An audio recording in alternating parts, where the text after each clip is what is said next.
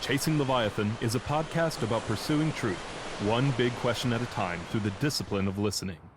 Truth is too big to tame, but if we pay close attention, we might get the chance to glimpse something truly magnificent. So please join me in this pursuit, 1 week at a time.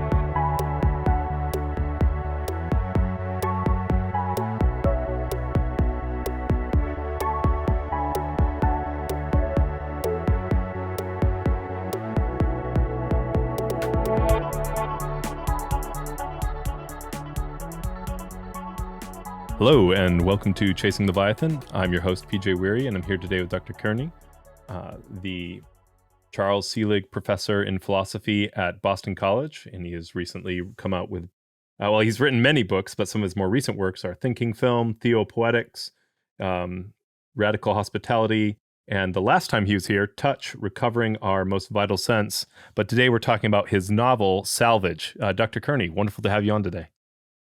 I'm delighted to be back.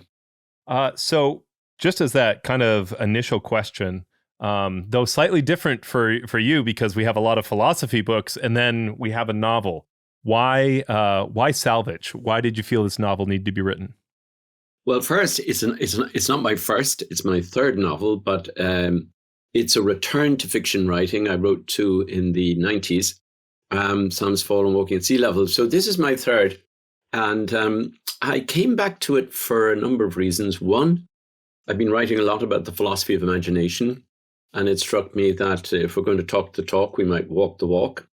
So it's always a great pleasure for me to sort of transit from philosophy, philosophical talk about imagination, and the use of narrative and metaphor and symbol and myth and storytelling to the actual practice of it. And it's a very different part of my brain, part of my soul, part of my being, in that when I'm writing fiction, my mind is sort of off duty. I don't have a table of contents that I start with. It comes very much from the mind being on sabbatical, so to speak, when I'm swimming or walking or daydreaming. Thoughts come, ideas come, little phrases come, and I sort of note them down. And then they sort of weave their way into a story, and the story becomes more and more compelling. Indeed, even the title of the book, Salvage, which is a story set in the middle of the 20th century on an island, an offshore island in Ireland, southwest coast of Ireland. But the title for that book, I thought was about one of the practices of the islanders. They were the last islanders, Irish speakers, to live in that part of the world. The island is now abandoned. But in any case, they lived off salvage during the Second World War. And I thought that's what it was about. But when I was asked in an interview shortly after the book came out, something like my conversation with you now, I realized that actually it was also about salvaging the language that is now lost, the Gaelic language, salvaging the memories of those people, salvaging the place names. Even the island itself was called Ilon Vrida in Gaelic and was then renamed by the English in the Ordnance Survey in the 19th century as Rabbit Island. So that was something that came from the unconscious. I mean, I wasn't aware of it philosophically or conceptually. It sort of bubbled up, and I realized that the title itself was sort of overdetermined, like a dream or a daydream in several different senses. In any case, that was why I felt the need to write fiction, to put my philosophy into practice, and more importantly, to let the unconscious speak as well as consciousness. Well, first off, let me apologize because I had gone through your books on your website and I missed the fiction section, so that's my bad. But no worries. One of the things that really struck me about your book, and you include that kind of note at the beginning. Why did you feel the need to include? I mean, there's that overdetermined aspect you've already mentioned, but why did you feel the not as a challenge, right? Like I'm not, but I kind of as a softball for you to explain why include Gaelic phrases, why have the reader look at something that would, for lack of a better term, confuse them. Yeah. Well, that's a great question. And, initially, the first version of the novel, there wasn't any Gaelic. There's only a few phrases, all of which are very clearly either translated or evident in the context. But I do leave them in. And I was advised by my agent when she saw the first draft and the first publisher who was looking at it to leave out the Gaelic. And I chose not to. And I ended up with a different publisher who was very happy with the Gaelic. But it's a resistance to our normal way of thinking. You see, in the novel, I'm trying to retrieve, salvage a way of thinking that has been lost. And that way of thinking was actually carried by and contained in the language. So, for instance, there were 16 different ways of describing the movement of water on a shore, or the sound made by water brushing against the shore and then recoiling. Shuitu is the word in Gaelic. So phonetically and semantically, this was a whole world. You know, there as one of my friends, Malcolm McGann, recently said in the title of one of his books, 33 words for a field. There are 33 words for a field in the language. Now, most of that I've transliterated. I mean, the book is 99.999% English. But I wanted it to carry the resonance of a language that is lost and that I'm trying to, in a way, salvage, revise, revisit through the English language while retaining certain sounds in Gaelic. So that's really what it's about. And it's also about salvaging not just the language, but a way of thinking, a way of being in community, and a way of believing. The heroine in the book, Maeve, a young woman of 17, is actually a faith healer. I mean, she's a healer, a natural healer. She's inherited this from her father. And she's caught in this dilemma of how to express her fidelity, her deep, almost atavistic fidelity to this healing power with water and herbs that goes back, and plants that goes back, hundreds of years, to the patron saint of the island, Bridget, who was originally a Celtic pagan goddess, who then was Christianized and was called Mary of the Gaels, because she was as important, if not more important, than Mary, the mother of Jesus. So this sort of Celtic goddess saint, Bridget, is presiding over the island, which has her name. There's a well, a sacred well with healing water called Bridget's Well. And Maeve herself is visited again and again by the spirit of Bridget, which is in nature. It's not something in another world, like Western metaphysics or Platonism. It's not in another world, it's in this world. The divine is in the plants, the fish, the water, the sea, the sky, and other human beings, all living creatures. And this goes back to one of Ireland's earliest Celtic philosophers, John Scotus Erugena, the 9th century, who said that God is a force running through all things. In Latin, the phrase was Deus currens, the God who runs like a current, like a river, like a stream, like a force field through all living sentient things. So that's the kind of spiritual life, which is a very natural life, that I'm trying to salvage, at least as a memory or a ghost, or maybe as a possibility for future living, giving a future to the past, because God knows in our ecological, environmental climate crisis at the moment, we need alternative thinking about our relationship to nature. Yeah, and I think there's a couple things that kind of tie in here that I wanted to ask about, as you talk about her being a faith healer and these alternate ways of believing, but also you've kept the language, not just transliterating it because, well, if we can get into English the 30 senses of a field, or the 33, the 33 senses of a field, or the 12 sounds of the shore, then we've kept the knowledge. And it's like, no, it's in the music. And then when she talks about being a a faith healer, it's like it has to be an Irish because it has to be the sound of Irish. And so you talk about the different feeling of the music, the belief. And I think in many ways that goes to what we talked about even in the last time you were here, touch and feeling. And this is something that, if I could say touch / feeling, that when she is visited by this spirit, there's forgive the Central Florida way of putting it, but there's heat through the feet, there's the, all of a sudden she can feel it rising up. And so, can you talk a little bit to kind of this, the relationship of this embodiment of this belief? Yeah. Well, the Irish language and Irish culture was traditionally very tactile, very embodied.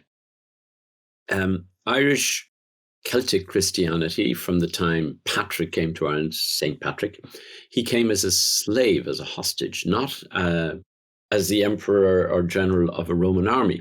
So Ireland was not Romanized.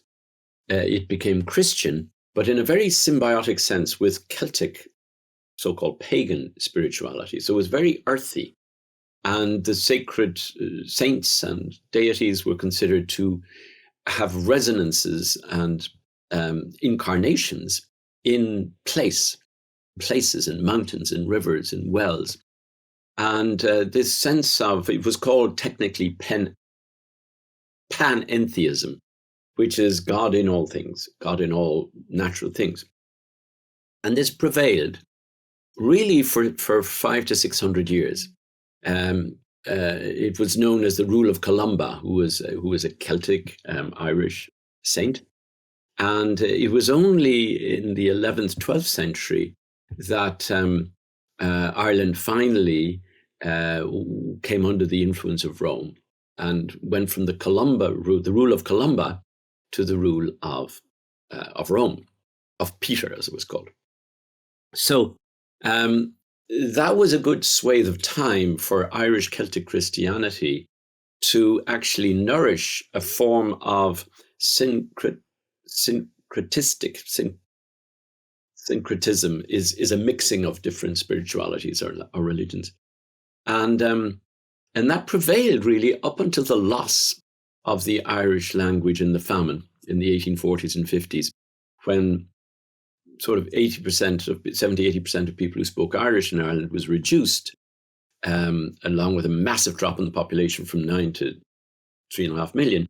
It was reduced to 10%. So we went from 80% speaking Irish to 10%. And with that, Irish Christianity was sort of ceased to be native indigenous, sort of quasi-pagan and panentheist, and it became anglicized.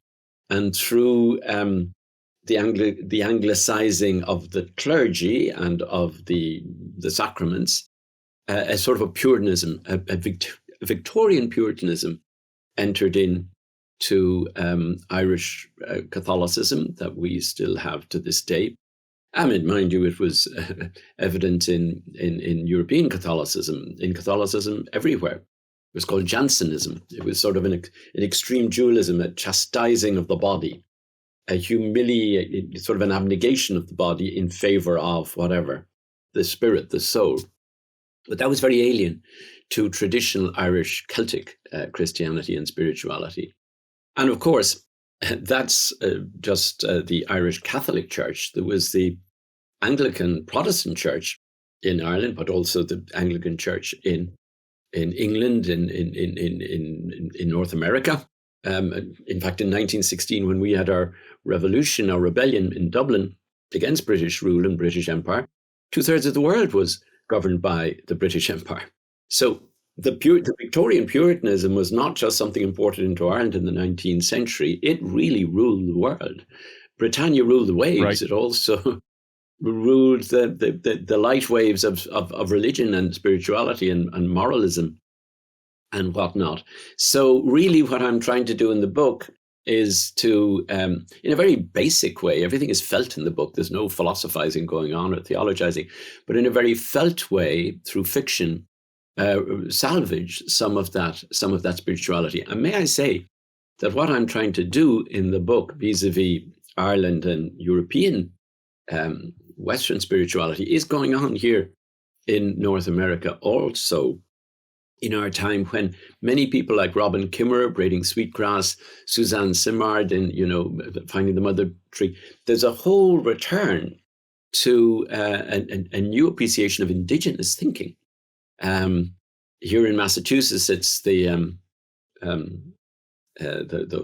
Wampanoags, as they're called. And it's very important. They, like the Lakota, like, the Sioux, the Cherokees, the Pueblo, they had a notion of the divine in nature, through the earth. The sacredness of the earth was very similar to Celtic spirituality. So it's not some kind of Irish exclusivism that somehow we salvage the truth on the island of Ireland, or on an island off Ireland, which is itself an island behind an island called England. Islands are very important in the book. But not just in the book. There's a new interest in islands in Ireland. The Banshees of Inisheer that was nominated for Academy Award takes place on the islands, the Western Islands off Ireland.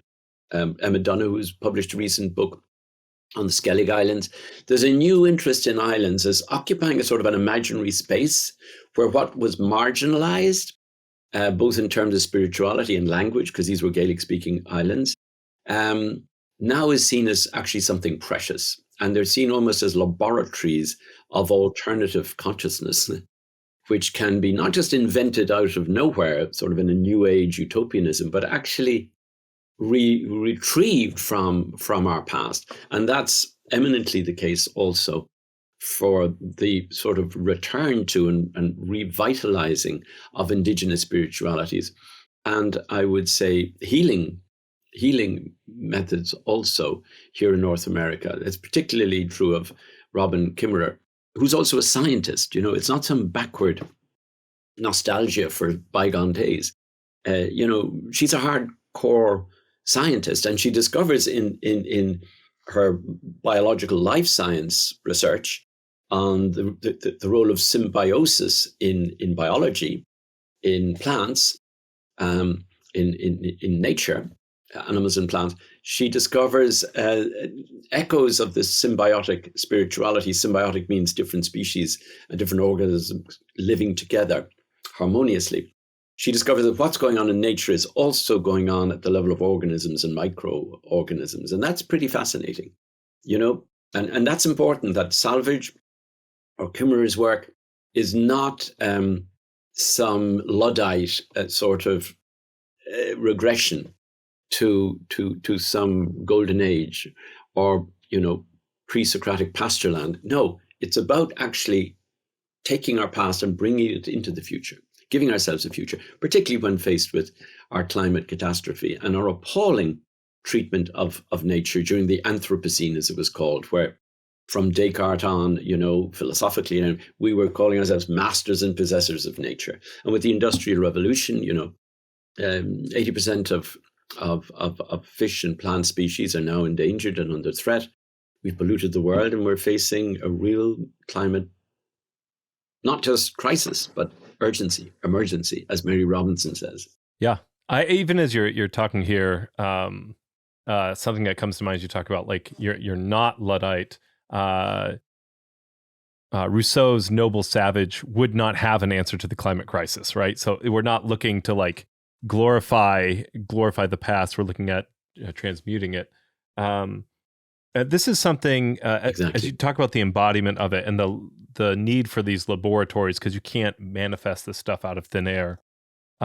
This is something, as I finished the book, I found myself wrestling with, and I'd love to hear what you think, especially since you wrote it.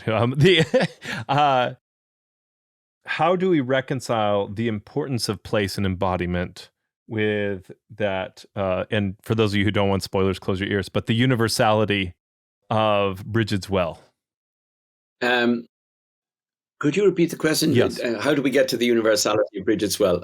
How do we reconcile the particularity of place? How do we reconcile the need for embodiment and the importance of place with the idea that Bridget's Well is actually everywhere? Yeah, Okay, I see what you mean about the spoiler, but Right. I won't spoil it. Sorry, yeah. I get your reference. I get the citation. I recognize that as an author. I should, of course. Yeah. Well, you see, I think there's something pretty fascinating here that in the particular you discover the universal. I think that's a deep, deep philosophical and spiritual truth, human truth.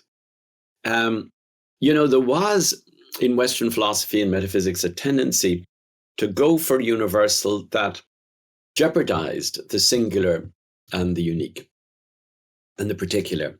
And that would include embodiment in place or embodiment in a person or a thing or a plant or an animal. The important thing was to, as Plato says, in the Republic, to rise higher and higher until you get through different particulars, and then you get to more universal forms of knowledge and experience, and then you get to the most universal of all, the one, the good. That is one and indivisible, that is beyond time and space, and therefore beyond material particularity or personal singularity. And I think that was a disaster for Western civilization. I think it gave rise to the Anthropocene. It gave rise to, that is the domination of the human, anthropos, over nature. And Plato says it very explicitly. He defines man as the anthropos, which is the Greek, of course, for man, hence our word, Anthropocene, anthropology, whatever, anthropocentric. And he said, and he unpacked the meaning of anthropos in Greek, which is the one who looks upward, the one who looks upward, and therefore removes him herself from symbiotic interspecies relationship with other creatures, quadrupeds, plants, mountains, what have you. And in that movement upwards, anthropos means the upward gazer, the one who looks up. The eye takes precedence over all the other senses, the more embodied senses, for example, being taste and touch in particular. Because in touch, you're in touch with what you're touching.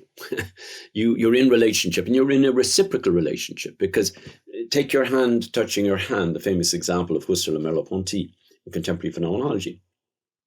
When your hand touches your hand, there's a double movement. It's double sensation. You can experience passively being touched and actively touching. And in touch, that is actually our fundamental natural relationship to things. We are touched by what we're touching. It's a reciprocal, mutual, recursive relationship. You can see without being seen, hear without being heard, taste without being tasted, smell without being smelled, but you cannot touch without being tactile and tangible.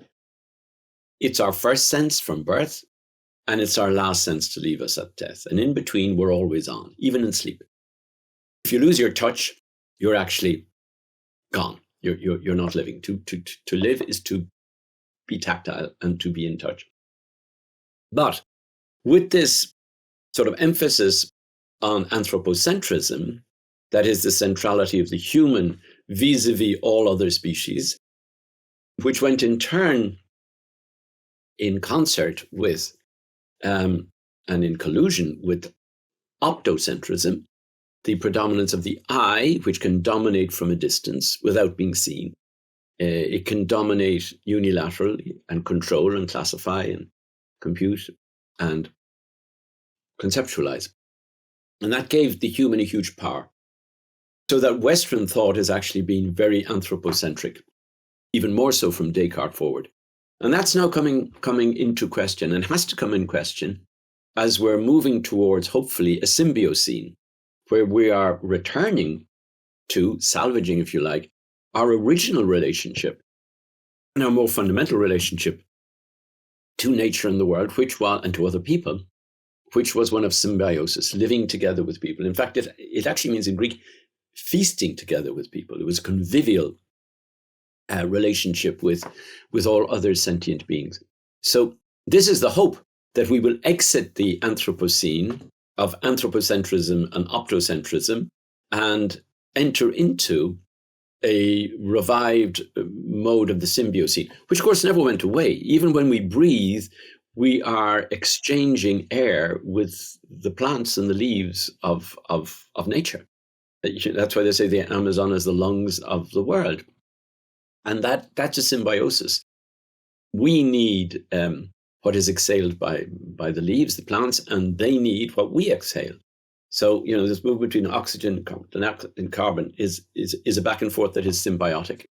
Trees and fungi,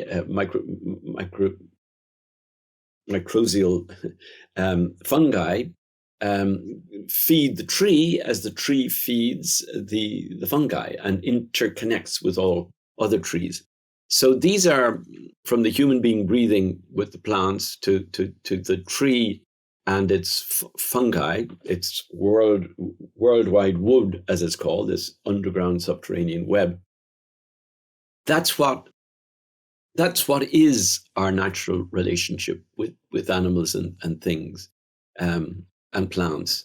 It's not something we're inventing or going back to as if it once existed and it's disappeared. That is our everyday natural way of being, as it is the way of being of all living creatures.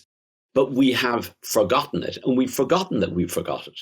And now we're remembering, because we have to remember, what did we do to nature and to our relationship to nature during the Anthropocene, during our optocentrism, such that when we were masters and possessors of nature, we used it, exploited it. And now our planet is in trouble. And we, some would say, are on the verge of extinction. So before it's too late, we need to salvage a way of being symbiotically in the world that can turn that around. It requires a paradigm shift. I have a book coming out next year called Hosting Earth, so that we realize that the Earth hosts us. We're not just hosts of the Earth. And in fact, we have very often been bad hosts of the Earth. We're also guests of the Earth. And we have to acknowledge that mutual, reciprocal, symbiotic relationship if we humans and the Earth itself is to be salvaged. What you just shared has reminded me of two different recent episodes for me. One is Dr. I want to make sure I say her name right, Yona Yukon. And she talked about how plastic is a Cartesian, is the most Cartesian object, right? Because it is timeless. It is, it refuses symbiosis. And it's such a great, I love that she used that, because it's such a great example of the climate crisis, right? Like you can see Cartesian philosophy loving this timeless, does exactly what you want. It's easily enframed, to use the Heideggerian, terminology. And it leads us into, if we think in these Platonic timeless terms, plastic's perfect, right? It does exactly what I want. It goes right where I want.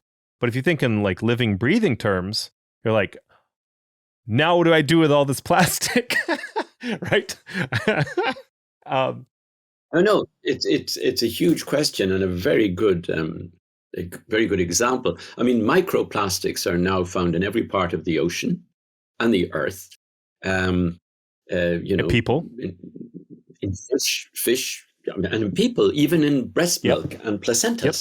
They are finding micro. So it's traversing our entire planet and our being. And I think one of the reasons, by the way, because popular culture very often and art picks up on these themes that are very often not spoken of enough, but they percolate through the unconscious and the popular unconscious and the popular imaginary. I think, for example, the massive success of a film like Barbie is due to the anxiety of becoming a plastic being. What does it mean to be plastic? And again, the end of the film, another spoiler here, but she's going to the gynecologist, she's acknowledging, or she's choosing to acknowledge her humanity, her humus, her flesh, her humus literally means earth. And in all creation myths, cosmogonic myths, the human, it comes from the earth. That's what human means, humor, and linked to humor, which we need badly. And Barbie was pretty funny, and humanity, which she is trying to rediscover. And I think so many people, mainly young people, went to see that film and got the humor of it and got the humanity of it because they saw this plastic AI being, in many respects, this clone, this avatar, this doll, this golem out there, and sort of expressing our worst fears. one of our worst fears and our deepest desires, and conjugating that plastic paradox in a way that was brilliantly done, and reminded people, yes, we are human, and that means we need to get back in touch with our humanity, our humor, and our humility. And another thing that you mentioned, and I actually just had Dr. Brent Waters on to talk about the need for presence to have true love, talking about like being disembodied. But even as you're talking about touch and how that's the more fundamental sense, but the eye can see from a distance. But what are we taught? We are taught that it's wrong to look at someone without being looked at. And that's called voyeurism, right? You can do it in an appropriate way, but it's rare. Most of the time, it's wrong to look at someone and not be, and not also be seen. And this kind of goes back to that touch feeling. What's interesting is that we have now devices. I mean, this goes back to our previous discussion, but we have devices that allow us to always see without being seen. And what people feel alone because they are actually missing being seen. Like we watch and we consume and we do not create and we do not touch and we are not seen. And that's something that we feel at that bottommost level. So I don't know if that's a great point. Ahead. That's a great point. Merleau. No, and I think you're touching on something very important there. And a couple of things come to mind. I think of Merleau-Ponty's wonderful description, the French philosopher's description of Cézanne painting a mountain in the south of France. And he says, Cézanne, the painter says, as I was painting the mountain, I felt it was painting itself through me. That what I was seeing was also seeing me. And there's a phrase in Ireland that I learned growing up, I see the trees and the trees see me. That reciprocity of perceiving and being perceived. And by the way, just let me add a parenthesis here. It's not that sight is always unilateral. It is largely in our digital culture, where we can become voyeurs living vicariously through our screen. We can see without being seen. And this is true of propaganda, of war, smart bombs. We can see them but they don't see the bombs coming. And of course, pornography is an obvious case in point. But a lot of the really good movies of our time, I mentioned Barbie a moment ago, but look back at the movies and the TV series that young people are fascinated by.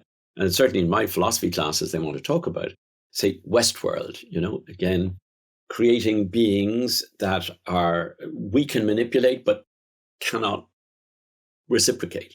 It's creation of non-reciprocal relations until they revolt happily. There's another spoiler. Or take Black Mirror,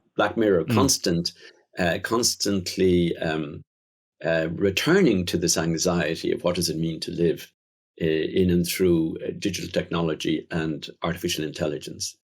Take the film Ex Machina, the creation of this perfect being in a laboratory, and then the need for genuine love, i.e. to turn it into some kind of impossible reciprocal relationship. In other words, to bring tactility back into sight.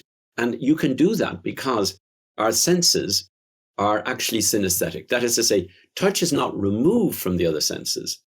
It actually works through the other senses. That's what synesthesia means. You cross sense. So that true sight is when you see and you are seen. That's insight. Like true hearing is when you listen and you are heard. Etc. It's the reciprocal, and I call that tactful sensing. Tactful seeing is insight. Tactful odor is flair. Think of animals; they're getting nature, right? That's why we hunt with them and walk with them. Think of tactful taste. That is savvy, which comes from savourer, to savor, which gives the word savoir, knowledge, or sapientia. The Greek for wisdom is to taste. And this is reciprocal, recursive, mutual, relating to the world, what I call symbiotic relationship, taken from science and contemporary science and biology, because that's how nature operates itself. So seeing the spirit in nature, in the body, in this reciprocal manner is actually our most appropriate way of being. Now, can we distort that? Yes. And when we do, when we take the tactile, tactful, reciprocal dimension out of sight, we get voyeurism and right down the line. And by the way, we can even betray touch, because even though our fundamental natural relationship, our phenomenological relationship to things is reciprocal, we touch it, we can decide to betray that reciprocity and make touch perversely and unnaturally into a one-way relationship. And that's called harassment. It's violation, rape, torture. You can go right down the line. There are forms of violation through touch that are the greatest betrayal of all, because touch is by its nature reciprocal. And such relationships that I've described, such perversions, are unilateral, one-way relationships of power and domination over the other. There's no sensitivity to and sensibility regarding what the other feels, what the other thinks, where the other is in their body. So that's very important in terms of the whole U2 movement and racism, when we objectify bodies because of color or because of gender or because of anything else.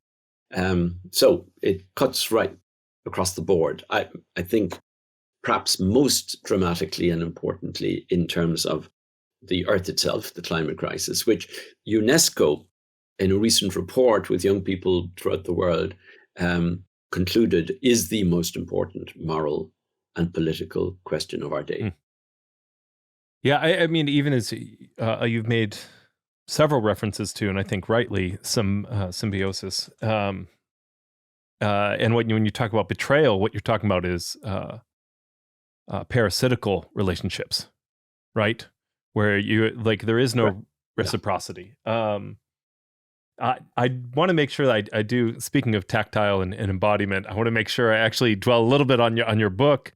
One of the questions I had was, there's this moment, you talk a lot about the sadness, which I think is the Irish way of talking about depression. And I was curious about some of the research you did for this book, how much of this came from your imagination. One passage in particular that stuck out to me is, again, spoiler, but I will say, I think the what makes your book work so well is it feel meditative reading it. And so even with spoilers, I feel like it's well worth reading. But when we talk about Dan Daly and his mad fit and him talking about taking the heads of these fish and shoving them in his mouth until they died, where did that come from? I was really curious, because that is a very visceral image. Well, that came from, would you believe it, something I saw, a mad farmer who was released from a psychiatric hospital and allowed to go on holidays with his family down in West Cork. And I was just walking to the beach one day, and I saw this man, taking fish, mackerel from the shore and killing them in that way. Crazy. Yeah. He was mad. But yeah, that's a form of psychosis. And that's what happens to Dan Deneen when he loses his wife, and it's the end of island life, and he's gone. He's also crazed with drink. Right. But it's as bad as you can get when you're crazy, is to start eating live fish in that manner. So, yeah, the sadness is a huge thing, not to that degree. I mean, that's the exception rather than the rule. But depression is a very, very common ailment of the Irish people because of historical reasons, particularly the famine. The loss of 5-6 million people in a matter of 6-7 years during the terrible famine, and the defeats and so on. You can go on about being a victim in that regard. I don't think the Irish did any more than the Scots. The Celts, that were pushed westward until they could go no further, except maybe Nova Scotia. And St. Brendan headed off to discover America. I think it was in the 10th century. Whether he got here or not, we don't know. In any case, what I'm saying is there's a history of defeats. You know, Brian Friel, the great Irish playwright, said that words are the armory of the dispossessed, and the Irish, through the Irish language, but also when they spoke English and wrote in English, like Joyce and Yeats and Beckett, and Brian Friel himself, a wonderful playwright, used words and images as an armory, because we didn't have weapons. We never won wars. We never won the World Cup, Rugby Cup. You know, we always ended up being defeated. But that doesn't mean being a victim. It means you can find compensatory ways of salvaging your dignity and your identity and your being. And that was often done through language, through imagination, through fantasy, through writing. And I think that's something many of my contemporaries and compatriots are very good at, is compensating through word and image for what has been lost. And coping with depression, because that is one of the ways of dealing with melancholia. It's, as Freud understood very well, you mourn. And one of the ways of mourning is actually through art, through imagination. It's absolutely crucial. But Maeve herself, I mean, coming back to your point, is a very embodied healer. She heals by touch, by water, by plants. She's also very, very embodied in her sexuality.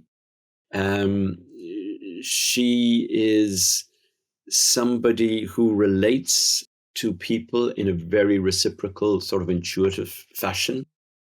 And she has savvy, she has that native savvy that's very indigenous and very native, but is common to all people. It's not the exclusive preserve of the Irish. Everybody has that indigenous power within them to live reciprocally and mutually with other people. And even Freud and Jung, they talked about the unconscious, which everybody possesses, no matter what your culture, your creed, or your race. Everybody possesses it and possesses it equally. And it has what Freud called archaic elements, archaic remnants that we carry with us transgenerationally. So the indigenous is not, the Aboriginal peoples of, or not only the Aboriginal peoples of Africa or Australasia, or indeed North America. It's everybody. We're all indigenous, and in a way, from that point of view, we're all analogously Celtic as well. I'm not getting into some kind of nationalism here, or sort of tribal ethnic exclusivism. Far from it. We're all Celts. We're all natives. We're all indigenous. And we're all part of a symbiotic universe, if only we have ears to hear and eyes to see. And one of the things I appreciated, even as you talk about Maeve sort of carrying this on, was I thought the way that you handled the psychology of elation, of culture, was one. Thank you. It was a great read. But it was really fascinating to watch the way that family dynamics and the psychology of individuals played into, well, English is the future, right? English is for the young. You were dad's favorite, so you get the Irish language. And watching the brothers reject this partially because they felt rejected, right? And that was really interesting, because even as you talk about salvaging is a response to eliding, right? And so that's really like this gradual erasure of the culture. Obviously, with the Great Famine, you're talking about a very dramatic eliding of the culture. But it's still, even after that, there's this gradual, as you say now, the islands are no longer inhabited. But throughout the story, you watch this happen, and it has this slow inexorability about it. And I don't really find any villains in the book, apart from maybe the McCarthys, but that's sort of this small-minded wickedness, if I can put it that way. So one, thank you. Excellent book to read. I want to say that before, because I want to be respectful of your time, but Also, can you talk a little bit, kind of as we wrap up here, about how these things get eroded? How culture gets alighted, and how can we reinvigorate culture? Yeah. Well, I mean, this is Maeve's big dilemma in the book. She wants to carry the indigenous inherited healing powers with her, even though she is marginalized, ostracized for that, misunderstood, and loses a lot. The island, her family, her beloved, etc. Don't want to give too much away. In any case, she doesn't give in, and she doesn't return to a way of life that is no longer livable. Again, without giving away spoilers, her whole wager is that she can bring her vernacular healing, her folk healing, her natural healing with her into the modern world. She has done, she's got the scholarship to do nursing and medicine in Dublin, and she's going to defiantly do that while bringing her native healing. And, as a midwife, she is determined to deliver children in a cycle of birth and rebirth again and again, using both the technology of modern medicine with the Hippocratic oath and then her own, sort of native savvy of healing, going right back, not just to Bridget, the Celtic goddess, but also right back in the Greek Western tradition to Asclepius, who healed through the laying on of hands, through incubation, through dreams, through plants, through psychoactive drugs, through music, through dance. And it was an embodied healing, whereas Hippocrates, the other Greek patron of Western medicine, healed through supervision, through sight, through diagnosis, through surgery. And you needed both. And in a way, Maeve is bringing together the two patrons, patron gods of ancient Western medicine, Asclepius, who heals through the earth, and Hippocrates, who heals through sight and intervention. And both are necessary, modern medicine and native alternative medicine. That's really one of her wagers. I mean, there's many, but that's one at the level of healing, which is very central to the book, as you know. Dr. Kearney, I want to be respectful of your time. So let me say thank you so much. It's been a real pleasure talking to you today. Real pleasure talking to you again, too. Thank you for having me.